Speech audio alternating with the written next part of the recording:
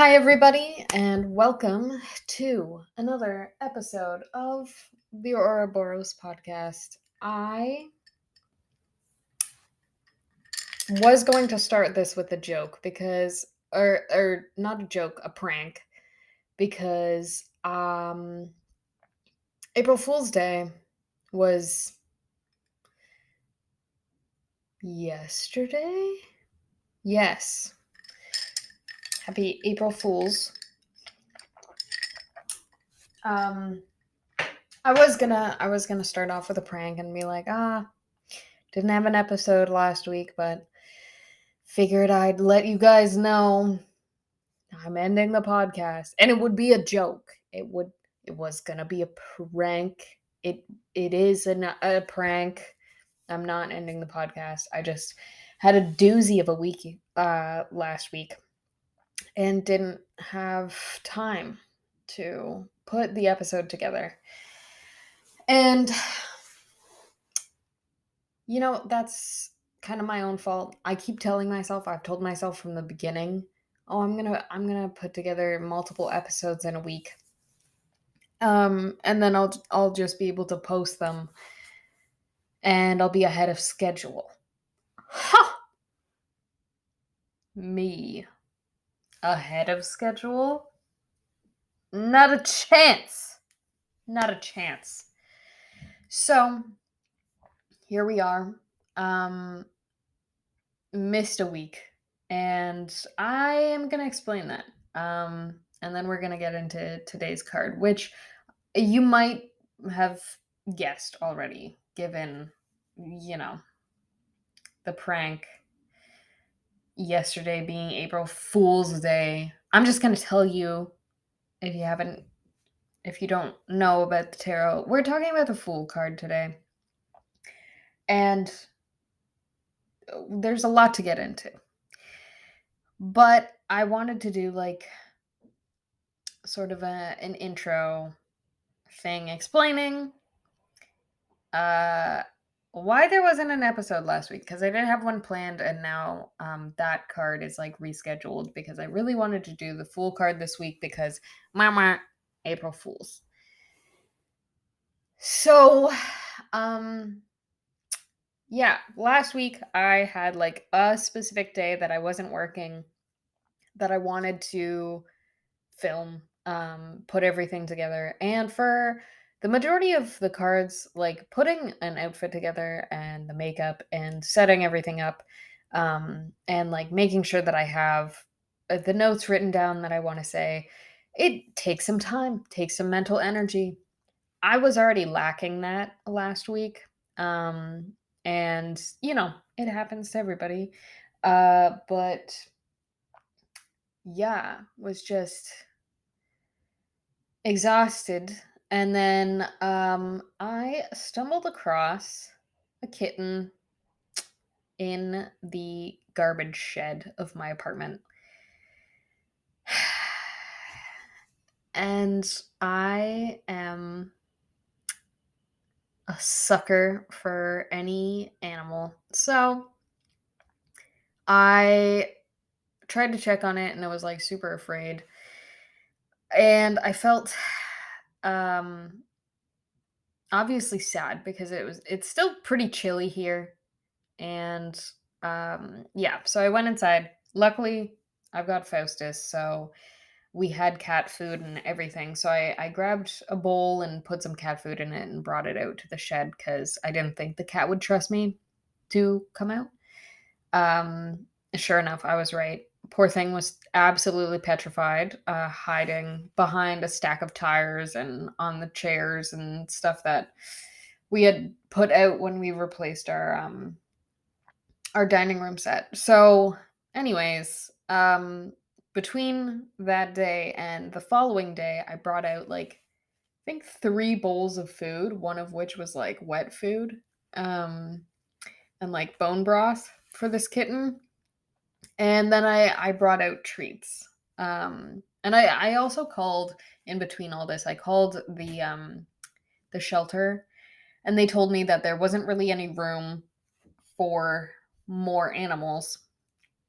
And Yeah, the only, exception they would make is if the animal was injured, but otherwise, I would be the one responsible of taking care of it, and I'd be on a wait list, to get it into the shelter. And unfortunately, because, my partner and I live in a condo, we have, a rule in our lease, a clause in our lease of, how many pets we're allowed, and Faustus just barely made it in.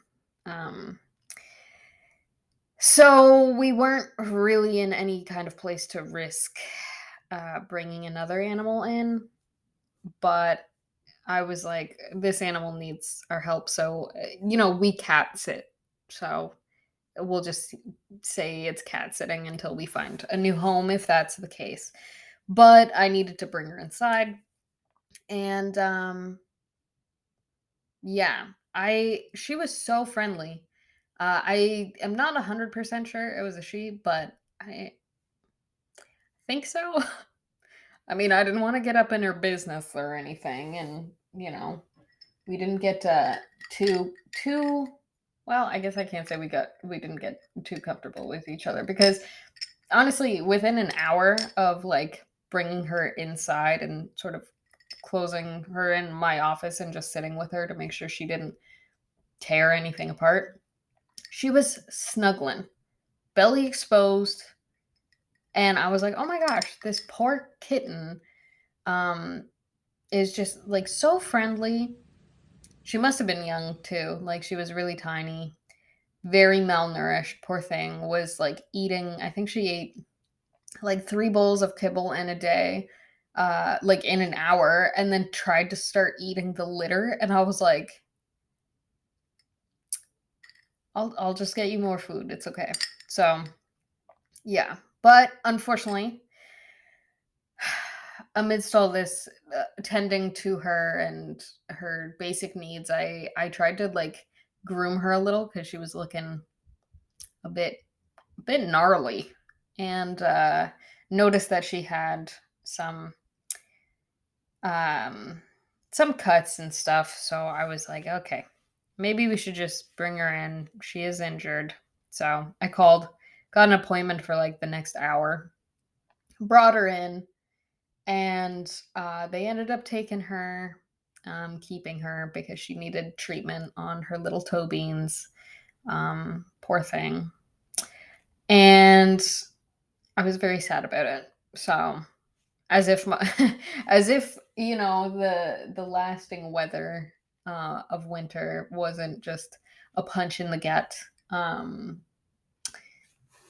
you know, had to say goodbye to my new little friend, so quickly after we met. So, was really sad about that. Um, but, the trade-off being make an episode or help an injured animal. I'm not sad about that decision. Sorry, guys. But I feel as though you would likely do the same. So, um, yeah, didn't think I needed to give an explanation, but wanted to just because I was like so proud of how consistent the episodes have been. And I've been getting feedback and I love hearing it. So to take a pause so early, I was like, ah, dang it, but it's fine. We're back to it now. We're talking about the Fool card. And in honor of the Fool himself, I have a little drink. Um, I made myself a Shirley Temple because that was my go-to drink of choice when I was younger. Because I had taste. Still do, which is why I'm still drinking them at the ripe age of a quarter century. Anyone who says Shirley Temples are bad. They're the real fools, let me tell you. Anyways, I thought it would be fun to put this drink together because one of the sort of interpretations of the fool is childlike, childishness, childishness, innocence, youth. So it's a little throwback. They're so good though. I also had a hot chocolate earlier. So it's like my summer and winter drinks of choice. Anywho, as per usual, I'm gonna put the card on the screen so we can work our way through it. This card has lots going on. It's very fun. Prominent colors, as you might notice if you're watching on YouTube, sort of like a reddish pink, blue, yellow are like prominent features. But the imagery, we've got sort of this background of tile, like very vibrant, fun, and like captivating tile pieces. There's a strip of yellow along the side just to bring out certain yellow features of the card. And I see yellow as like a very youthful, kind of exciting color, like a joyous, joyous color. And then we have sort of this archway of clouds, pink and blue. Well, the sky is blue, and then you've got like pink clouds in this archway. So it's almost like a portal. And I've included this big neon sign kind of arrow, and it gives this really cool retro vibe, but it's like, oh, this is the way to go through this little portal to the sky. Portal to the Sky sounds like a video game title or something. Is that a video game? I'm getting off topic. Anyways, one of the other main factors that draws a lot of attention in this card is at the very bottom, entering the portal to the sky, as per the directions of the neon arrow, is Little Red Riding Hood. And like, when I initially put this card together, I liked the idea of that because Little Red Riding Hood is very symbolic in terms of like going on an adventure that you don't necessarily have all the information for. And, you know, being a little naive potentially, but also, you know, it captures this youthful innocence, this desire to take on the world on your own, go from point A to B, you know, living your life. And what I didn't think about is the amount of people who look at this card and laugh and tell me, oh, it makes sense why you put this because it looks phallic. And I'm like, dude, that's fucking hilarious. I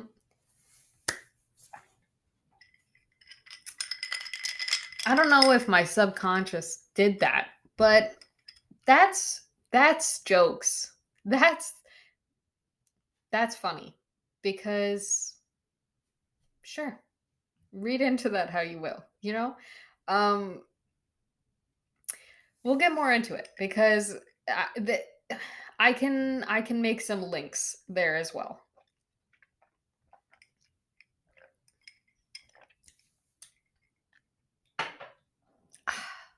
I'm gonna be annoying every time I take a sip of my Shirley Temple. I'm going to do the sound because it's what I used to do as a child as well. I was really fucking annoying then too. Sorry, mom and dad. Um, yeah. I You know what? Let's dive in first with I guess the phallic imagery that people bring up. I think this is really funny because one of the aspects of the Fool card and sort of like um the origins of the Fool, s- there's these ideas that link back to sort of jesters in courtrooms, like in high court or whatever. But jesters would be both sort of this fool image, this entertaining fool, like this entertaining little guy who would make jokes or commentary on situations, but also deliver just really like these little nuggets of wisdom. And yeah, so that's kind of like this fun little background on the card. But what made me laugh about the amount of people who pointed out the phallic image of Little Red Riding Hood in this card is the fact that one character that we see from time to time in Shakespeare's literature, a bunch of plays, we will see the Fool as a character, sometimes literally named the Fool. And like a lot of the time, the Fool has great wisdom. Just, you know, sees things a lot clearer. And oftentimes it comes across in like a joking manner or whatever. So it's not taken seriously, but there's like so much wisdom here in the Fool card. Like if it comes out, there's a lot of like hidden wisdom that is bound to come out throughout the journey. um there is a little bit of naivete, if you will. And it's just a really interesting dynamic card. But yeah, my main link, and why I kind of chuckle at sort of this domino effect almost of the of people seeing this as like a phallic thing is because I think of Shakespeare. And if anyone loves to make a dick joke, it is Shakespeare himself. Um Willie Shakes. There you go.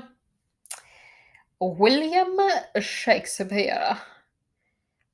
Big fan, big fan. Anyways, a few other aspects of the Fool card.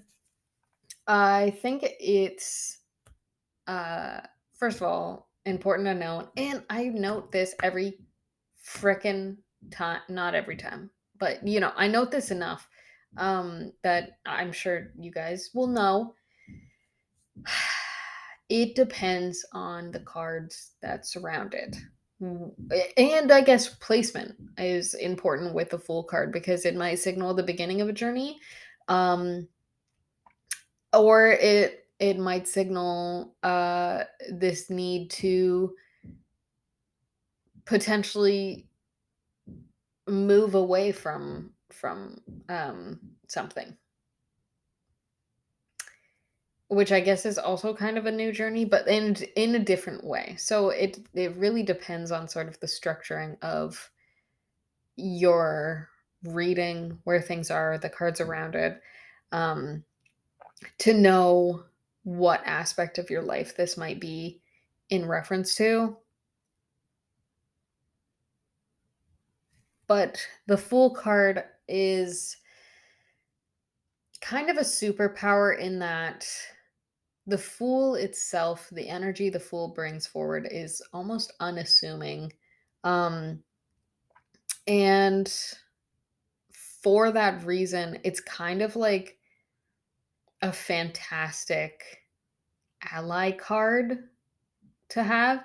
Um, because sort of like I said in terms of like the characters that we see in some prominent works, the Fool is depicted as someone who through their job isn't taken seriously, but often delivers the most clear-cut, honest truths of a situation. And that's because they can look at things from an unassuming standpoint. They don't have the same aspects of conditioning almost. Um, and because of that, they can look at a situation and just be like, "Oh, this is foolish." Haha, because this thing doesn't really matter or whatever. Something like that. So, while the Fool as a card can represent the beginning of a journey, the beginning of a new phase of life, something like that, or, aspects of your life that you're leaving behind. Um, it can also sort of represent the ways in which your separation from certain ideas can actually be a superpower for you. And I think that's really interesting.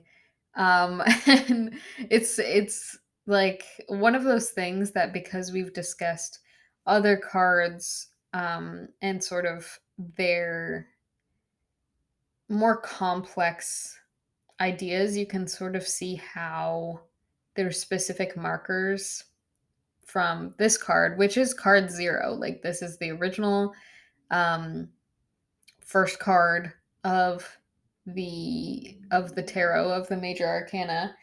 And initially it wasn't a numbered card at all. To sort of give this idea, this representation that the Fool, that energy can come out whenever, wherever. Um and Yeah, it can come out when you least expect it. But it's a lot of the time this encouragement to go, you know? And that's why we got the arrow, uh the big sign, flashing sign that says this way. Um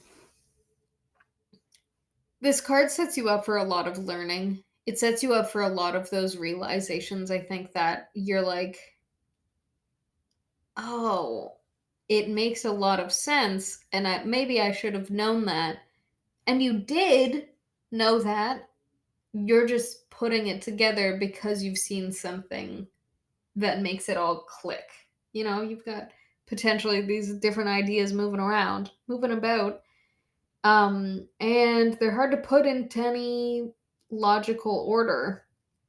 And then all of a sudden, you just have this moment where you realize, don't need a logical order actually, because they just all mesh. It's one full thought, and here we are. And all of a sudden, it changes your view on something. It changes your opinion. It just like it clicks.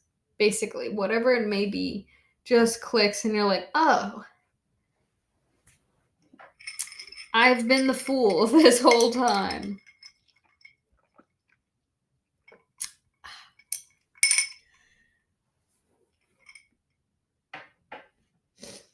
So, I did write a quick blog post about the Fool card before, and I talked about the number 0 and sort of what that represents. And we've talked about that a little bit more in our conversation about the Wheel of Fortune, and then with the Judgment card.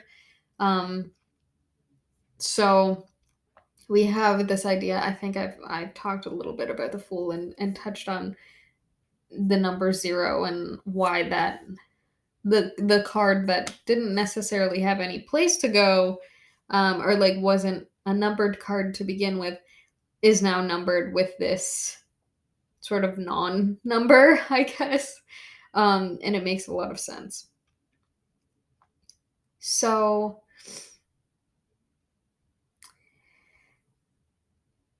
yeah, if you're reading your cards and the Fool card comes out, your cards aren't calling you an idiot. Not this isn't how they do it. um it's showing you that there is something new to be embarked upon, on like in a literal sense, potentially, if you might be traveling or starting a new job or something like that. But it also might be in sort of a metaphysical sense, mental sense, different aspects of your life. Again, the cards surrounding it are of the utmost importance, so keep those in mind for sure. Um, in the blog post that I did a while ago, I talked about how the Fool card may also represent someone in your life. This might represent an actual physical person, someone who is youthful, might be a kid in your life, or someone just embodying that energy. Um, I guess I kind of talked about this a little bit in the beginning, just that like youthfulness and bringing us back to our childhoods and stuff like that. And yeah, there may be aspects of that, um, that correlate with the rest of the things that come up in your reading, whether this is a separate person, or maybe it's an indication of the beginning of your journey with with your inner child. Who's to say?